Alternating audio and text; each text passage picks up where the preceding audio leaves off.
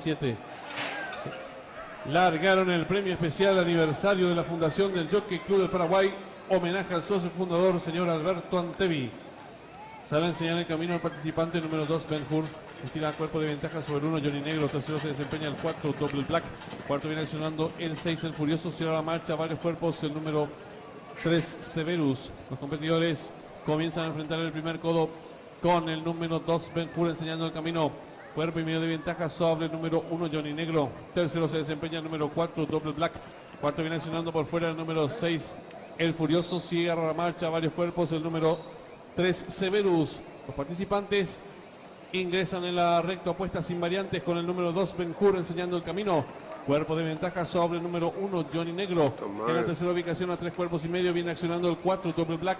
Cuarto se desempeña por el lado de la pista un cuerpo de el número 6, el Furioso. Sigue cerrando la marcha a varios cuerpos el 3, Severus. Los competidores dejan atrás la señal indicatoria de los 1000 metros. El número 2, Ben Hur. Cuerpo de ventaja sobre el 1, Johnny Negro. Gana terreno rápidamente el número 4, Double Black.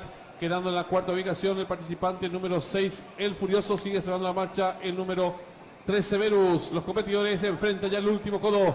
El número 2, Ben Hur. Cuerpo de ventaja sobre el número 1, Johnny Negro. Tercero se desempeña el número 4, Double Black.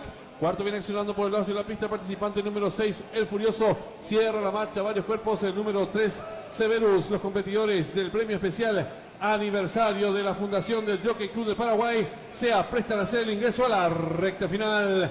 El número 2, Ben Hur, medio cuerpo de ventaja sobre el número 1, Johnny Negro, que va resueltamente en su búsqueda. Tercero se desempeña por dentro el número 4, Double Black.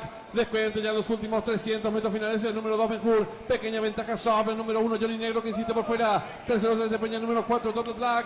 Descuente los últimos 250 metros finales el número 2, Ben Hur. Lo retiraron a la cuerpo de ventaja sobre el número 1, Johnny Negro, que insiste por fuera. Tercero se desempeña el 4. Últimos 100 metros finales el número 2, Ben Hur, con el triunfo asegurado. Varios cuerpos de ventaja sobre el número 1, Johnny Negro.